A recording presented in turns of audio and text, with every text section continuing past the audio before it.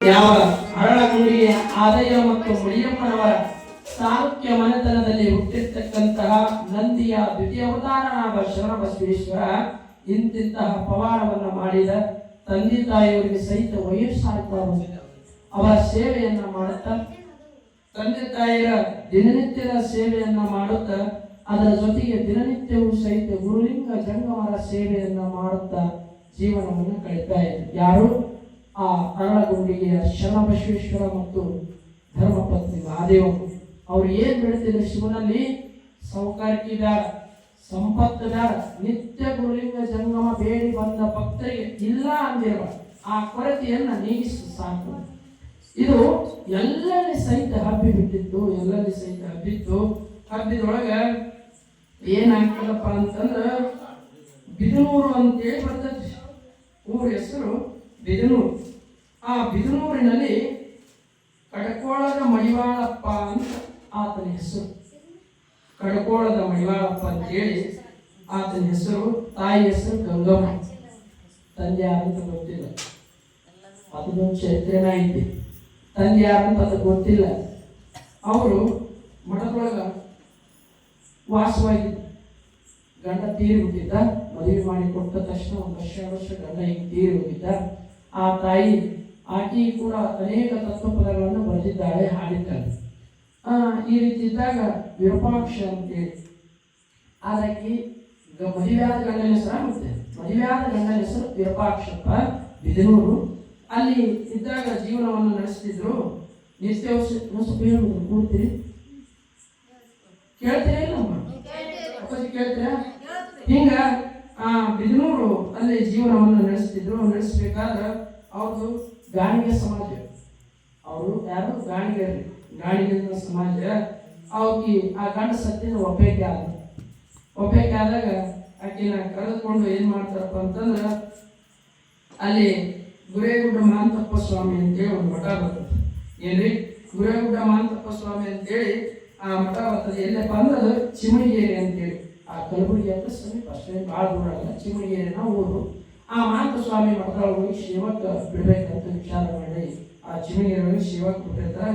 ಬಿಟ್ಟೊಳಗ ಅದೊಂದು ಏನೋ ವಿಷಯ ನಡೆದು ಆ ಮಹಾಂತೇಶ್ವರನ ಆಶೀರ್ವಾದದಿಂದ ತಾಯಿ ಗರ್ಭವಾಗಿ ಹಳದಾಗ ಮಡಿವಾಳೇಶ್ವರ ಅಂತ ಮಹಾಂತ ಸ್ವಾಮಿಗಳು ಬಂದ ಆತನಿಗೆ ಆಶೀರ್ವಾದ ಮಾಡಿ ತೊಟ್ಟಿಲಾಗ ಹಾಕಿ ಹೆಸರಿಟ್ಟು ಹೋಗಿರ್ತಾರೆ.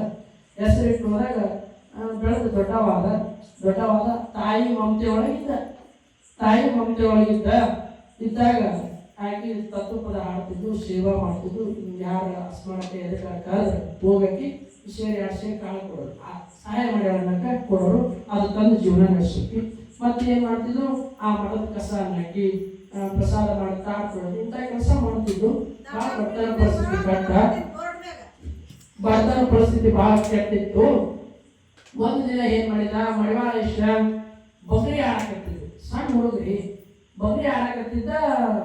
ಹಿಂಗೆ ಸುತ್ತಿ ಹೊಡಿತಾರೆ. ಬಗರಿ ಆಡಕತ್ತಿದ್ದ. ನೀರು ತರಬೇಕಪ್ಪ ಅಂತಂದ್ರೆ ಆ ನೀರು ತರ ಸಮಯದೊಳಗ ನೀಲಗಂಗಮ್ಮ ಅಂತೇಳಿ ಕೆಸರು. ನೀಲಗಂಗಮ್ಮ ಅಂತ ಕೆಸರು ನೀರು ತರಕತ್ತಿದ್ದ. ಅದು ಸ್ವಲ್ಪ ಜಾರಿ ಬಗರಿ ಆ ಮಡಿಕೆ ಬಿದ್ದಿದೆ. ಈಗ ಪ್ಲಾಸ್ಟಿಕ್ ಕೊಡೋದು, ಅವಾಗ ತಾಮ್ರ ಕೊಡ ಬಿಟ್ಟು ಮಣ್ಣಿನ ಕೊಡ ಅಂತಾರ. ಬಡವರಂತೂ ಮಣ್ಣಿನ ಕೊಡನ ಮಣ್ಣಿನ ಕೊಡದಾಗ ತರೋರು. ತುಂಬ್ಕೊಂಡು ನೀರು ತರಕತ್ತಿದ್ರು. ಅದೇನಾಗ್ಬಿಡ್ತಿ, ಬಗರಿಕೊಂದು ಹೊಡೆದ ಪಟ್ನ ಹೊಡೆದು ಬಿಡ್ತಿತ್ತು. ಹೊಡೆದು ನೀರು ಸೋರಿದು ಸುಮ್ಮನೆ ಹೋಲಿಲ್ಲ. ಸಿಟ್ಟು ಬಂದ್ಬಿಡ್ತೆ ಆ ಎಮ್ಮಗೆ. ಸಿಟ್ಟು ಬಂದು ಏನಾಯ್ತು? ತಂದೆ ಯಾರನ್ನಂತ ನಿನಗೆ ಗೊತ್ತಿಲ್ಲ, ಏನು ಹಾಟೆ ಆದಿ ನೀನು ಬೈದು ನೋಡಿ. ತಂದೆ ಯಾರನ್ನಂತ ಗೊತ್ತಿಲ್ಲ, ಏನು ಹಾಟೆ ಆದಿನಿ. ತಂದೆ ಇದ್ದಂದ್ರೆ ನೀನು ಒಳ್ಳೆ ಚಾಳಿ ಕಲಿಸ್ತಿದ್ದ, ಹಿಂಗೆ ಮಾಡ್ಬೇಡ ಅಂತೇಳಿ. ತಂದೆ ನನ್ನ ಮಗ ನೀನು ಯಾರಂತ ಗೊತ್ತಿಲ್ಲ, ಅದಕ್ಕೆ ಹಿಂಗೆ ಮಾಡಾಕತ್ತಿ ಅಂತ ಬೈದು ಬಂದು ಅಳಾಕತ್ತಿದ್ದೆ. ಸಣ್ಣ ಕೂಸಿ ಯಾರು ಸಣ್ಣ ಹುಡುಗ ಬೈದು ಮಾಡ್ತಾವ ಅಳಾಕತ್ತಿದ್ದ. ಹತ್ಗಂತ ಹೋಗಿ ಅವು ಮುಂದೆ ಅಂತ ನನಗೆ ಹಂಗ ಯವ್ವ ನನ್ನೊಂದು ಪ್ರಶ್ನೆ ಐತಿ, ಉತ್ತರ ಕೊಡೋನು. ಏನ್ ಕೇಳಪ್ಪ? ನಮ್ಮಪ್ಪ ಯಾರು ಹೇಳಂತ ನೋಡಿ. ನಮ್ಮಪ್ಪ ಯಾರು ಹೇಳು ಅಂದ. ಅಳಾಕತ್ತಿದ್ರು, ಕಣ್ಣೀರು ಹಾಕಕತ್ತಿದ್ರು. ತಾಯಿ ನೋಡ್ರಿ, ಅದಕ್ಕೆ ಜೀವನದೊಳಗ ಹೆಣ್ಣಿಗೆ ಯಾವ ಮಾತು ಬಂದ್ರು ಬೇಕಾದ್ರೆ ಸಹಿಸ್ಕೊತಾಳ. ನಿಮ್ಮಪ್ಪ ಯಾರು ಸಿಟ್ಟು ಬರ್ತದೆ. ಯಾಕಂದ್ರ ತೊಟ್ಟದಾಗ ಹಾಕಿದಾಗ ತಾಯಿ ನಿಮ್ಮಪ್ಪ ಅಂತ ತೋರಿಸಿದ್ರೆ ಗೊತ್ತಾಗಿರ್ತ, ಇವ ನಿಮ್ಮ ಅಣ್ಣ ಅಂತ ತೋರಿಸಿದ್ರೆ ಗೊತ್ತಾಗಿರ್ತ. ಆಡುವಾಗ ನಿಮ್ಮ ಅಕ್ಕ, ನಿಮ್ಮ ತಮ್ಮ, ನಿಮ್ಮ ಅಣ್ಣ, ನಿಮ್ಮ ಅತ್ತಿ, ನಿಮ್ಮ ಮಾವ ಹಿಂಗ ತಾಯಿ ಕಲಿಸ್ಕೊಟ್ರೆ ಗೊತ್ತಾಗಿರ್ತಾವ. ಹೊತ್ತು ಮತ್ತೊಬ್ಬ ಹೆಸರು ಗೊತ್ತಾಗಕ್ಕೆ ಸಾಧ್ಯ ಇಲ್ಲ. ಅದಕ್ಕೆ ತಾಯಿನೇ ಮೊದಲ ಗುರು ಅಂತ ಸಾರಿ ಸಾರಿ ಹೇಳಿದಾರ. ಅದಕ್ಕ ಹೆತ್ತ ತಾಯಿ ಋಣ ಭಕ್ತ ಭೂಮಿ ತಾಯಿ ಋಣವನ್ನು ತೀರಿಸುವ ಯಾರಿಂದಲೂ ಸಾಧ್ಯವಿಲ್ಲ. ನನ್ನ ತಂದೆ ಸಾಂಬದೇವ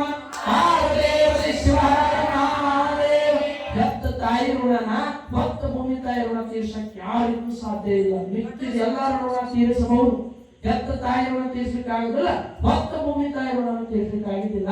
ಅದ್ರಲ್ಲಿ ಈಗ ಒಂದ್ ಮಾತು ಬಿಟ್ಟು ಬ್ಯಾರೆ ಏನಾದ್ರು ಕೇಳಪ್ಪ ನೋಡಿ ದುಃಖ ಅಂತ ಹೇಳಾಕತ್ತಿದ್ದು ಇಲ್ಲ ನನಗೆ ಹೇಳಬೇಕು.